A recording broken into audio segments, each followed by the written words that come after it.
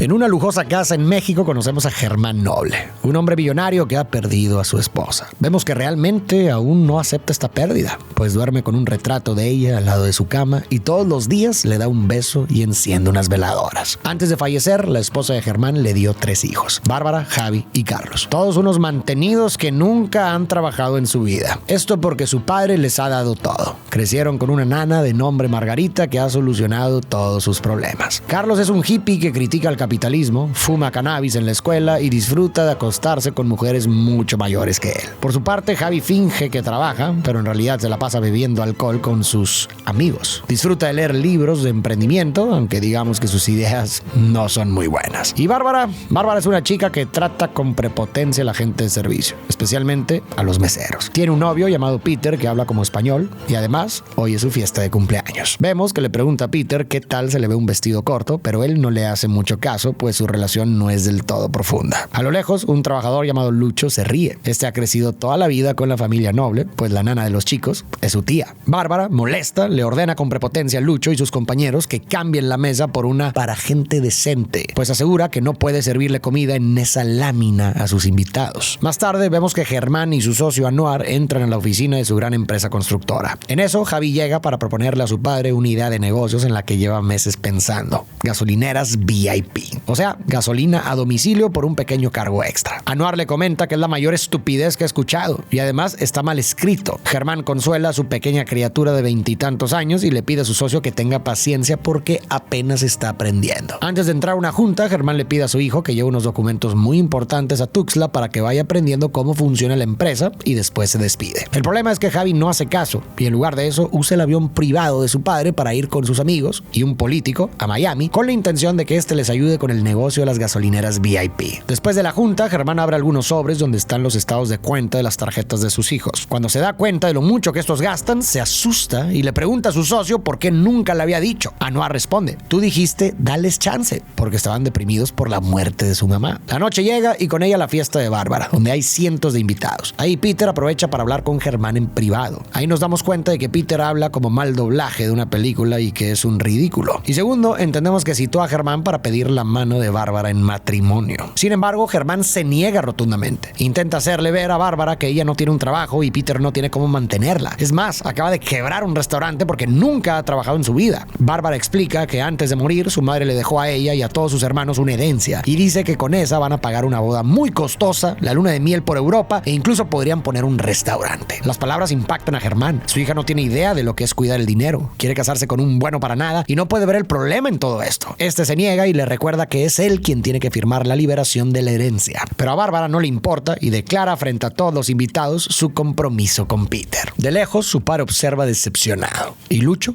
También. Al día siguiente, Lucho le cuenta a un amigo que siempre ha tenido una relación extraña con Bárbara. Dice que un día jugaban como amigos y al siguiente ella le ordenaba limpiar todo. A veces le daba un regalo, pero lo abría y solo era un jabón envuelto, o a veces sus calzones. Como que le coqueteaba, pero después no le daba nada. Por su parte, las cosas para Germán siguen empeorando. Su socio le informa que Javi se fue a Miami en lugar de entregar los documentos y que Carlos fue sorprendido teniendo relaciones íntimas con una de sus maestras. Germán excusa a su hijo diciendo que es un adolescente y su madre falleció, así que necesitan tener más paciencia. Pero los directores deciden expulsarlo. Esta serie de noticias y comportamientos de sus hijos hacen que a Germán le dé un ataque al corazón y decide que es hora de hacer un cambio. Le pide ayuda a su socio para que maneje el negocio mientras él desaparece un tiempo y ejecuta su plan. Uno que dejará sin nada a sus hijos. Los obligará a trabajar y los hará adultos, pero con el riesgo de que estos nunca más le vuelvan a hablar en su vida. Y bueno, para este punto ya entendimos que los hijos de Germán son irresponsables, prepotentes y malcriados. Pero esas no son actitudes que aparecen de un día para otro, sino que se van formando y pegando a la personalidad con el paso de los años. Y una de las influencias más fuertes para que hayan llegado hasta aquí ha sido su padre. Germán es un hombre que hizo su fortuna trabajando duro. Les ha dado todo a sus hijos. Educación en las escuelas más prestigiosas, acceso a los mejores médicos y sin duda una vida llena de lujos y comodidad. Pero hay algo que no ha podido darles y que ni todo el dinero del mundo puede comprar, y eso es estar presente y formar parte activa de su educación y crecimiento. Sin embargo, yo no creo que Germán se haya ausentado simplemente por irresponsable. Yo creo que la situación que lo llevó hasta ese punto fue la muerte de su esposa, una pérdida que, como mencioné antes, ha tenido dificultad para aceptar, y es posible que para no enfrentar esa pérdida haya intentado evadirla de distintas maneras. Una de ellas fue sumergirse por completo en el trabajo. al grado de que, como veremos más adelante, a veces sus propios hijos tienen que pedirle cita a su secretaria para poder hablar con él. Quizás porque el trabajo lo distrae del dolor o porque mantenerse ahí le permite tomar distancia de sus hijos, quienes tal vez le recuerdan a su difunta esposa. O quizás también se aferra a su rutina de siempre como si nada hubiera cambiado, porque asumir las responsabilidades que antes llevaba su esposa implicaría enfrentarse de lleno a su ausencia. Y tal vez eso es algo para lo que aún no está listo. Germán claramente estaba consciente de que esto no estaba del todo bien, así que para poder estar en paz con su decisión, la racionalizó. Pudo haber pensado algo como: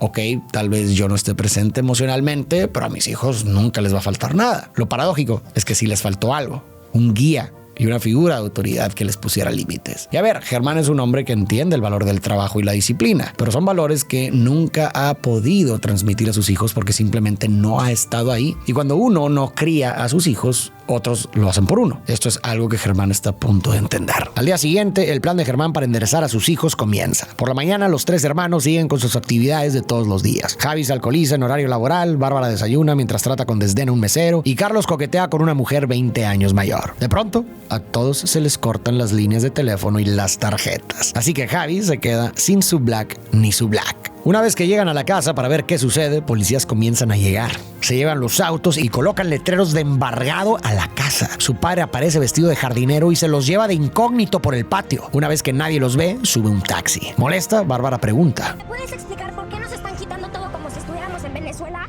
Germán comienza a explicarles que hubo un problema con las acciones y la empresa. Ahora están embargando todo y como él y sus hijos son accionistas, los pueden meter a la cárcel. Por eso también les pide que no se pongan en contacto con ningún amigo o conocido. Después de un rato llegan al único lugar en el que se pueden quedar sin ser descubiertos, la vieja casa del abuelo. Un lugar que está literalmente cayéndose a pedazos, apenas habitable y en una colonia de mala muerte. Está tan mal que Javi piensa que es mejor la cárcel y Bárbara dice que no entrará. Pero Germán les recuerda que no tienen de otra y les dice que si quieren comer, un colchón donde dormir y seguir teniendo agua, necesitarán hacer algo que jamás han hecho en su vida: trabajar. Por la mañana, Germán los despierta temprano para empezar la rutina. Bárbara se queja por tener que bañarse con agua fría, mientras Javi va con sus amigos para pedirles ayuda y levantar el negocio de las gasolineras. Pero ellos admiten que solo lo usaban de excusa para convivir. Palabras que hieren mucho a Javi, pues él los consideraba sus amigos. Después intenta conseguir trabajo en una cafetería pidiendo $1,500 mensuales, pero el reclutador se ríe. Bárbara, por su parte, llama a su prometido para pedirle dinero, pero Peter le dice que aunque la ama, no puede ayudarla. Molesta, cuelga y luego intenta conseguir trabajo en una tienda de ropa, pero el sueldo le parece bajísimo. Carlos acude a pedir trabajo como cajero en un banco. La gerente le muestra su lugar, le pide asistir a las capacitaciones y le advierte que, aunque entró por palancas, lo despedirá si no cumple. También le exige cortarse el cabello y rasurarse. Esa noche la familia cena tortillas con frijoles. Carlos cuenta que consiguió trabajo en un banco. Javi aporta 100 pesos y Bárbara entrega más dinero, pero este lo obtuvo gracias a empeñar el reloj de su hermano. En ese momento llegan Margarita junto con Lucho. Ambos trajeron algo de ropa para ayudar a la familia. Lucho comenta que solo había de hombre mientras le lanza una sonrisa burlona a Bárbara y después le regala una barra de jabón envuelta, lo que hace que Bárbara se enfurezca. La ayuda no se limita a eso. Lucho también apoya a Bárbara consiguiendo un puesto de mesera en un restaurante donde él trabaja y Javier le presta un pecero para que maneje. Pero ambos se dan cuenta de que esto va a ser mucho más difícil de lo que pensaban. Para empezar, los pasajeros se quejan de que Javi pone canciones de Luis Miguel, maneja mal y mientras intenta cargar gasolina, otro auto se cuela en la fila. Este tiene la frase: "a que no me pasas a tu hermana", y se burla de Javi por haberle ganado el lugar. Bárbara no deja de quejarse de su nuevo trabajo en el restaurante, incluso antes de empezar. Lucho, harto, le recuerda que está ahí porque lo necesita, que solo ganará de propinas y que tendrá que usar los mismos probadores que los hombres. Ella protesta de nuevo, pero él le recuerda con ironía que antes no le molestaba que él la viera cambiarse. Bárbara intenta humillarlo diciendo que es demasiada mujer para él, pero Lucho la frena de inmediato. Le recuerda que todo lo que tiene es gracias a él, que ahí ella no manda, y remata con un "y soy más hombre que cualquiera de las princesitas con las que has salido". Más tarde, al ver que el uniforme es demasiado corto, Bárbara declara que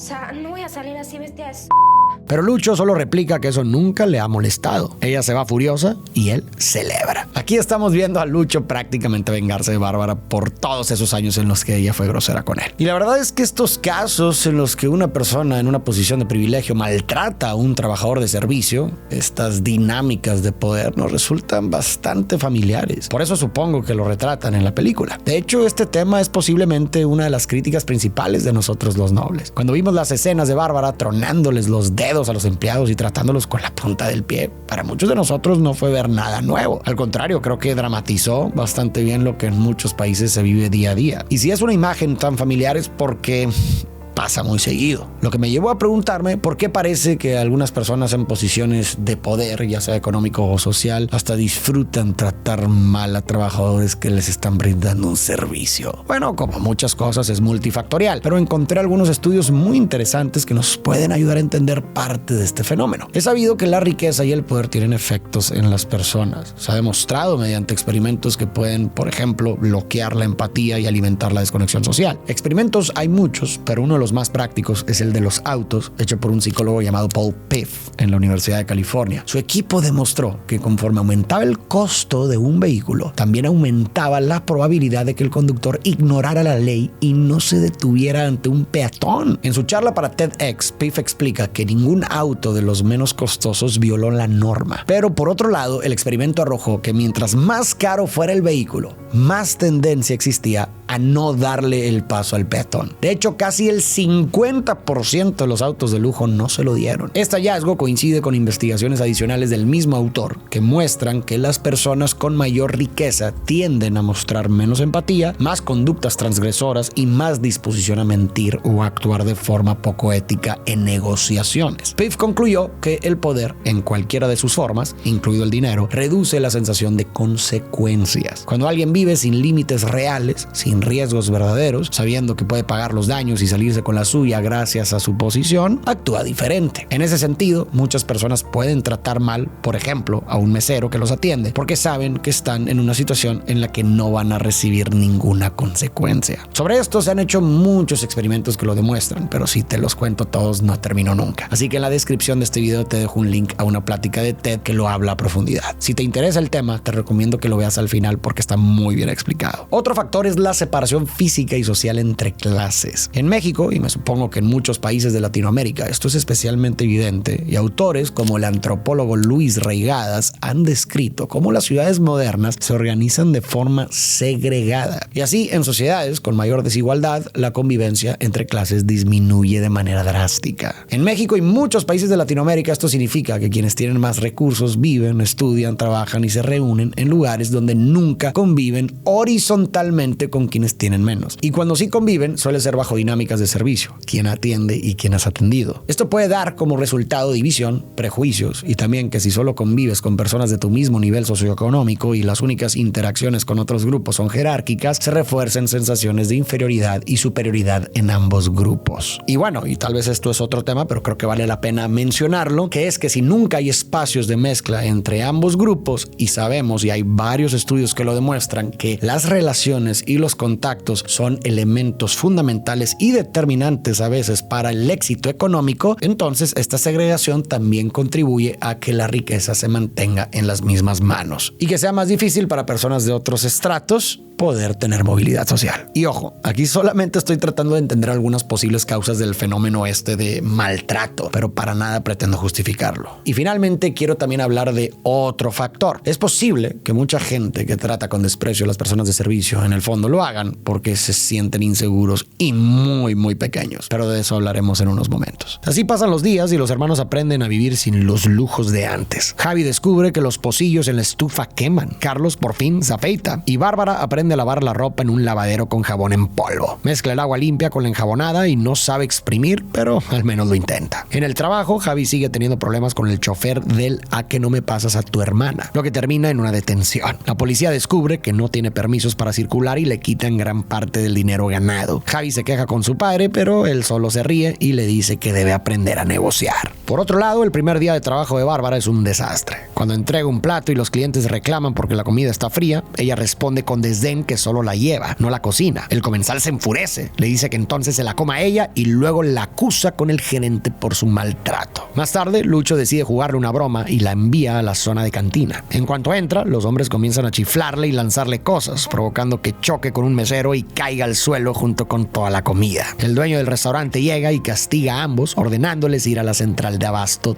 todos los días. Y Carlos tampoco tiene un buen día. Comienza a ser acosado por su jefa en el trabajo, pues esta empieza empieza a insinuarle que quiere acostarse con él si no quiere ser despedido. Esa noche la familia cena junta y los hijos están agotados. Javi comenta que necesita proteína y su padre les recuerda que si quieren mejores comidas y comodidades deberán esforzarse más e incluso buscar otro trabajo. No obstante, en un momento inesperado, Germán descubre que Bárbara se provoca el vómito y ella admite que tiene bulimia desde hace años, explicando que nunca se lo dijo porque él nunca está presente. Aprovecha para soltar todo lo que lleva guardado. Le reclama que para verlo hay que sacar cita, que no asistió a su graduación, que no se enteró cuando Javi fue expulsado de la preparatoria y que tampoco estuvo cuando Carlos se enfermó. Germán reconoce su ausencia, pero insiste en que no es su culpa que ella tenga bulimia. Después de la discusión, se marcha. De momento, el plan de Germán de fingir bancarrota está funcionando para enseñarles a sus hijos humildad, respeto, responsabilidad y la importancia del trabajo. Pero aún hay un problema, y es que aunque su intención es genuina, sigue haciéndolo sin involucrarse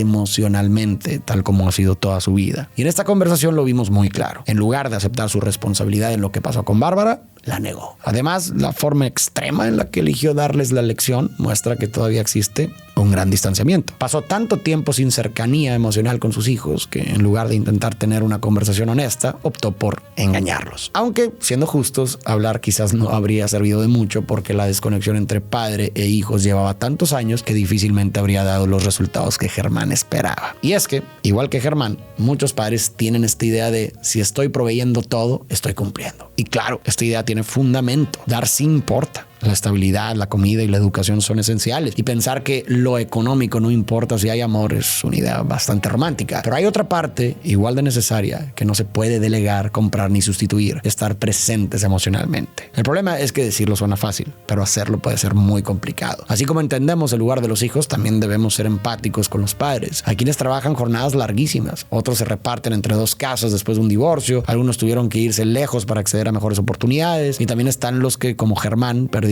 a la persona que sostenía la mitad del hogar y de repente tienen que hacerse cargo de todo lo que antes era de dos. En esas situaciones, la presencia suele ser lo primero que se descuida. Y claro, sin mencionar la dificultad que muchos hombres tienen para abrirse y acercarse emocionalmente a otros. El punto es que, por más comprensión que tengamos hacia el cansancio, el duelo o la carga de un adulto, los hijos sí resienten la ausencia. Pueden tener la mejor escuela o el mejor celular, pero si no hay una figura presente que acompañe, enseñe, ponga límites o escuche, pueden crecer como los hijos de Germán, con todo lo material, pero sin guía. Las situaciones individuales pueden ser complejas, somos conscientes de eso. Pero vale la pena recordar que proveer no es lo mismo que criar. El trabajo y la estabilidad económica importan, definitivamente. Pero si un padre está escuchando esto, quizás valga la pena detenerse un momento y preguntarse: ¿estoy participando en la vida de mis hijos o solo la estoy financiando? Esta es una pregunta que quizás Germán nunca se hizo. Él pensó que el dinero podía compensar su ausencia. No hubo una mala intención, pero sí hubo consecuencias. Entonces, si la situación es complicada, ¿qué se puede intentar? Yo creo que la calidad y la consistencia son más importantes que la cantidad. Un padre que solo tiene unos minutos al día, pero los usa con atención plena y total,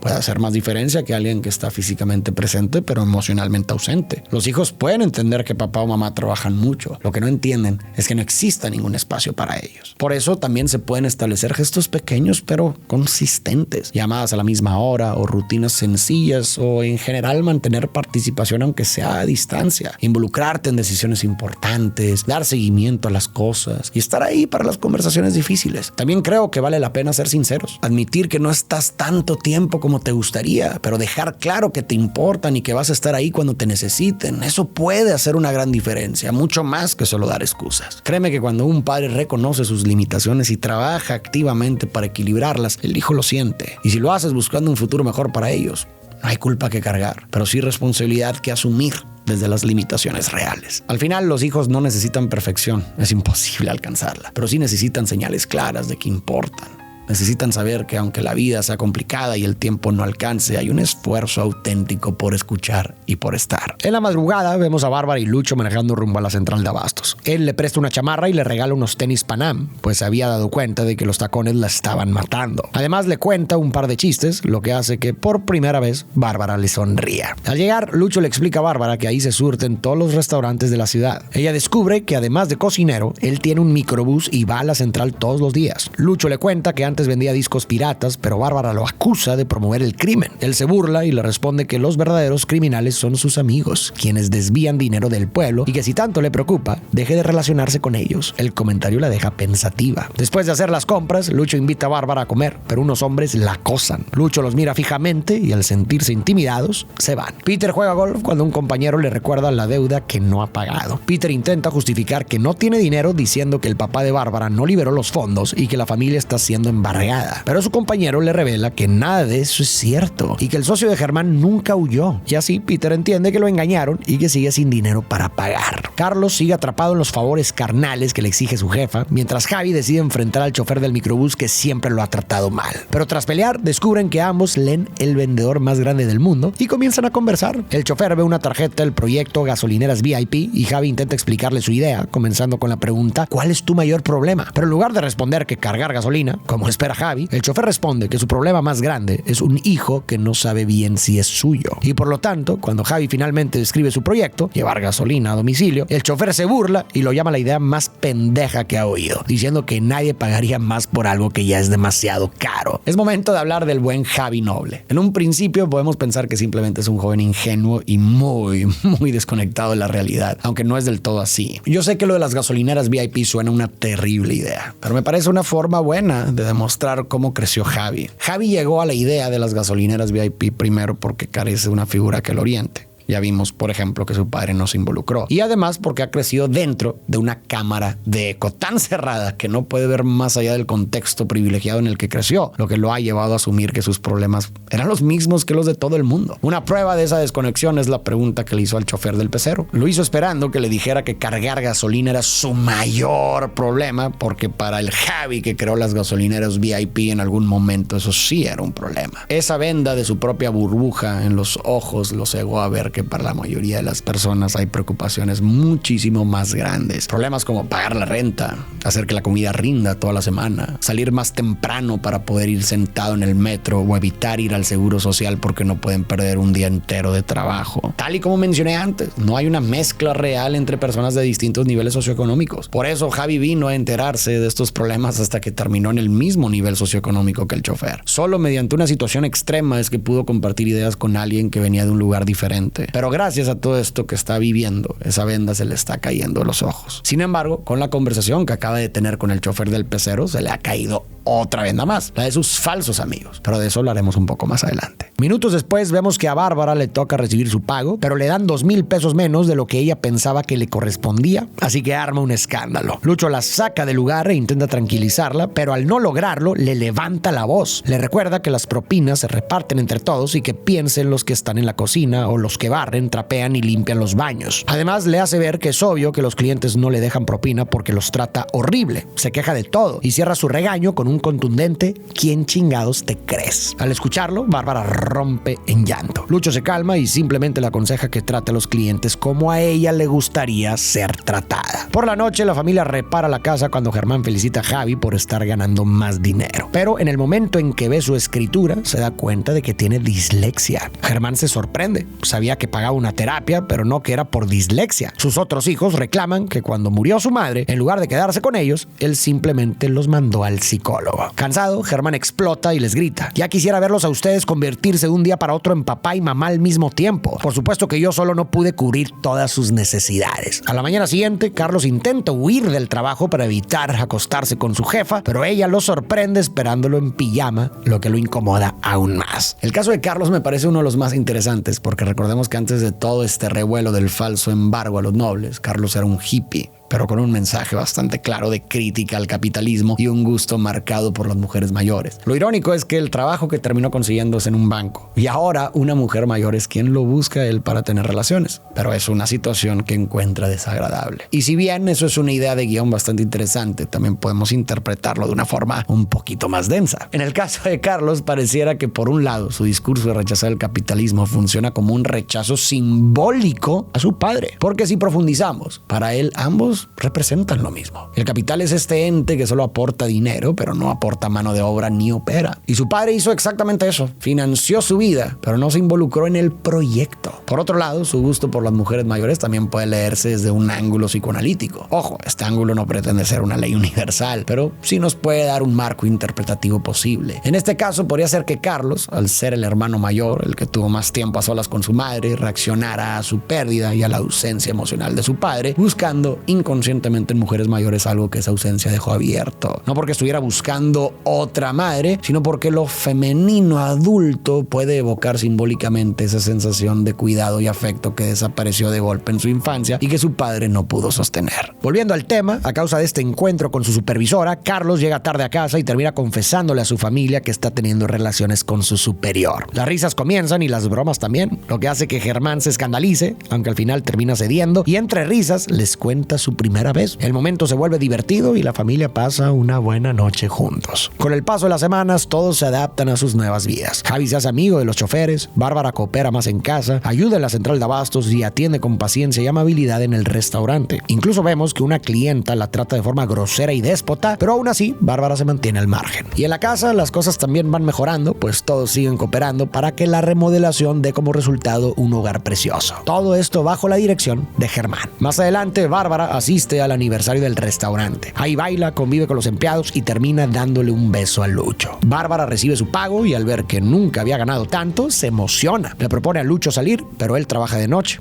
Aún así, ella le pide que la busque después. Gracias a las experiencias vividas, Bárbara cambió radicalmente su forma de ser. Ya no vemos rastro de ese trato hostil ni de esa forma de ver con asco a quienes tienen menos y de menospreciarlos. Pero, desgraciadamente, hay gente que pasa toda una vida sintiéndose bien tratando mal a la gente de servicio. Y aquí es donde me gustaría mencionar el último factor que tenía pendiente y que estoy seguro de que en muchos de estos casos está presente. En contextos donde la identidad está tan ligada al estatus, el poder se vuelve algo que hay que demostrar todo el tiempo. Por eso, humillar a un subordinado, regañar a un mesero frente a amigos o familia o tratar con desprecio a alguien que brinda un servicio funciona como una especie de performance de autoridad. Además, como mencionamos antes, es casi un hecho que este tipo de tratos no recibirán consecuencias porque las personas en empleos de servicio tienen mucho que perder. Se ven obligadas a escuchar y aguantar y quienes abusan de esa jerarquía lo saben perfectamente y se aprovechan. Pero esto podría tener que ver, en muchos casos, con inseguridades profundas y con un yo bastante frágil. Muchas conductas dominantes nacen de ahí, de personas que por dentro se sienten insuficientes y recurren a gestos de superioridad para intentar negar esa sensación. Sin embargo, esas conductas no son más que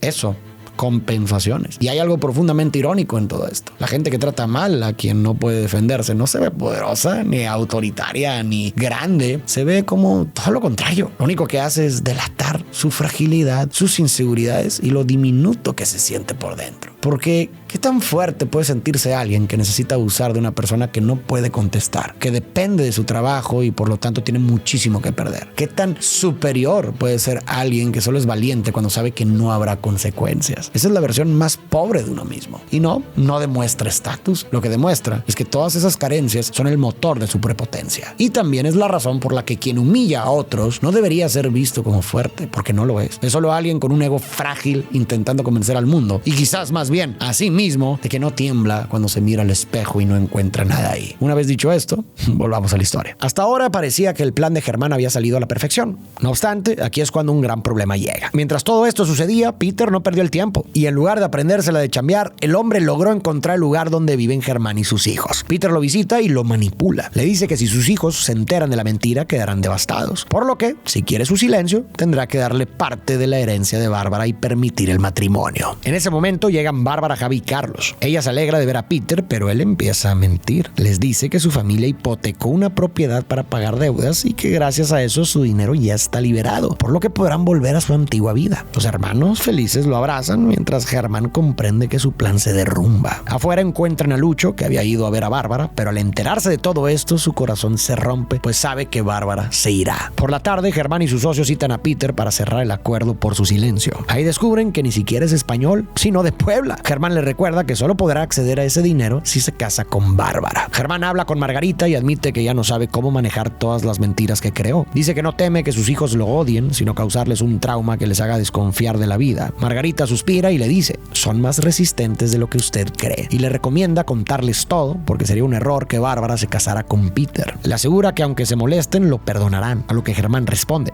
me preocupa que necesiten más tiempo del que me queda de vida. Mientras tanto, vemos que Peter sorprende a Bárbara con un proyecto del restaurante que quiere abrir sin haberla consultado ni tomado en cuenta. En ese momento, además, le propone matrimonio y le pide que vayan al registro civil de inmediato. Movida por la presión y la confusión, Bárbara acepta, aunque se nota insegura. Germán decide revelar la verdad y cita a Javi y a Carlos en su oficina. Pero al intentar llamar a Bárbara, descubre que está a punto de casarse. Sin explicar mucho, corre con sus hijos al registro civil diciéndoles solo que su hermana cometerá un gran error. Mientras tanto, Bárbara y Peter aceleran el trámite, incluso sobornando a un juez. Salen al jardín para firmar, pero el juez habla tanto que la familia alcanza a llegar. Justo antes de firmar, Bárbara dice: no puedo. Y en eso, Germán interrumpe la ceremonia para contar la verdad. Les confiesa que nunca estuvieron sin dinero. Todo fue un montaje porque sentía que habían perdido el rumbo. Le recuerda a Carlos que lo expulsaron por sobornos y relaciones con maestras, a Javi que bebía y hacía negocios absurdos, y a Bárbara que estaba por casarse con alguien que solo quería su dinero. Dolidos, los tres se marchan, dejando a Germán con el corazón roto. Los hermanos deciden no volver a hablar con su padre, pero continúan trabajando y usan su fideicomiso. Como la casa del abuelo la remodelaron entre todos, concluyen que tienen derecho a vivir ahí y comienzan a rehacer sus vidas. Así que a continuación veremos qué hizo cada uno. Por su parte, vemos que Javi literalmente manda al diablo a sus viejas amistades y en lugar de poner una gasolinera con el eslogan "la gas a donde vas", se asocia con el chofer del pecero. Juntos compran un lote para abrir un estacionamiento y taller de microbuses. La historia de Javi tiene un final bastante feliz porque recordemos que él siempre quiso ser emprendedor. Sobre eso leía libros y aunque sus ideas no tuvieran pies ni cabeza, tenía el deseo genuino de crear algo. Pero me parece que el momento clave que lo llevó hasta este buen final fue la conversación con el chofer del pecero. Fue la primera persona que en una sola conversación realmente lo sacó de su burbuja y le habló con la verdad. Le reventó su burbuja de privilegio y también la burbuja que sus supuestos amigos habían construido a su alrededor. Esa en la que la gente celebraba sus irresponsabilidades y lo alentaba a tropezarse solo porque les convenía. Mientras Javi siguiera pagando los tragos, las salidas, la fiesta y hasta los jets privados, nadie iba a decirle que sus ideas no tenían sentido. Pero el chofer del pecero no necesitaba nada de él. No necesitaba su dinero, ni sus contactos, ni pertenecer a su mundo. Y justo por eso creo que no le importó decirle lo que pensaba. Tal vez fue un poco hostil, pero le cambió la vida. Gracias a ese comentario, Javi terminó asociándose con una persona sincera para poner un negocio que finalmente sí tenía pies y cabeza, porque por primera vez entendió necesidades reales más allá de su burbuja. Y también entendió algo aún más esencial, que esas personas a las que él llamaba amigos solo estaban ahí por conveniencia, y que cuando él necesitó algo, todos le dieron la espalda. Descubrió que una persona que realmente puede hacerle el honor a la palabra amigo es alguien que busca lo mejor para ti, que no tendrá reparo en decirte cuando estás haciendo algo mal o cuando una idea no tiene sentido. El verdadero amigo es quien al menos te obliga a cuestionarte o replantearte tus decisiones y no alguien que solo está contigo por lo que puede obtener de ti. Ahora, ¿qué pasó con Carlos? Bueno, durante una reunión en la casa del abuelo nos damos cuenta de que Carlos finalmente entró a una relación con una mujer, pero esta vez de su edad. En el caso de Carlos, todo lo que vivió durante este periodo terminó hilando un proceso interno que quizás él mismo no alcanzó a ver con claridad, pero que se reflejó en sus decisiones. Por un lado, la convivencia forzada con su padre le dio por primera vez un tipo de guía que siempre le había faltado. Germán dejó de ser solo el hombre que pagaba todo y se convirtió en alguien que lo empujó a trabajar, a sostenerse y a hacerse responsable. Y, aunque quizás esa guía no haya sido perfecta, sí fue la primera vez que Carlos sintió que tenía un padre acompañándolo de verdad. Y esa experiencia, sumada a la autonomía que ganó al empezar a valerse por sí mismo, le abrió un camino interno nuevo. Quizás comenzó a darse cuenta de que podía caminar solo. Vaya, maduró. Ya no necesitaba apoyarse en figuras adultas para sentirse seguro. Además, la mala experiencia con su jefa terminó de cerrar el círculo. Aquella figura de mujer mayor hacia la que se sentía atraído de pronto tomó un matiz menos agradable, incluso invasivo. Es posible que esas vivencias hayan hecho que ese molde que cargaba desde años atrás se rompiera. Por eso, cuando finalmente se emancipó y maduró y empezó a construir su vida desde un lugar más propio, más responsable, eligió una pareja de su edad. Y por su lado, la última de los hermanos, Bárbara, regresó al restaurante para pedirle disculpas a Lucho y sanar su relación. ¿Por qué? Bueno, porque se dio cuenta de que Peter era un tonto, pero también porque descubrió algo más importante a través de su convivencia con Lucho. Esta convivencia cambió por completo la forma en la que Bárbara entendía lo que buscaba en una pareja. Antes su relación con Peter era tan superficial, probablemente porque en el fondo era el modelo que había aprendido en casa. Ojo, no porque Germán fuera un hombre superficial, eso es importante aclararlo, sino porque la relación entre ellos nunca tuvo verdadera profundidad. Entonces, como era lo único que conocía, quizás terminó conformándose con eso. Por eso me parece tan significativo que la película nos haya mostrado primero a Bárbara negándose a firmar la boda y luego a su propio padre deteniéndola. Puede pasar casi desapercibido, pero es un gesto muy significativo. Habla de una decisión que Bárbara tomó por sí misma desde un lugar más auténtico. Una decisión que muy probablemente la llevará a relaciones mucho más profundas y nutritivas, porque ahora entiende que hay algo mucho más importante que la apariencia o la imagen, lo verdaderamente significativo. Tiempo después celebran el cumpleaños de Bárbara en la casa del abuelo, ya remodelada. Es una vivienda más sencilla, pero rodeada de gente que realmente vale la pena. Muy distinta a los invitados del año anterior. Germán se queda solo y piensa en lo mucho que ignoraba sobre sus propios hijos, pero aún así se siente tranquilo porque cada uno logró encaminar su vida, aunque ya no le hablen. Esa noche mantiene su ritual de encender velas frente al retrato de su esposa, pero decide no hacerlo. Apaga las velas, toma el cuadro y lo coloca junto a los demás retratos familiares sobre la mesa. El día de la fiesta de Bárbara, don Germán se anima a ir a regalarle unas flores a su hija. El resto de los hermanos sale a verlo. Él les dice: quise darles una lección, pero ustedes me la dieron a mí. Antes de que se marche, sus hijos lo invitan a pasar para convivir con ellos. Una vez más, la familia está reunida, todos juntos en su nuevo hogar.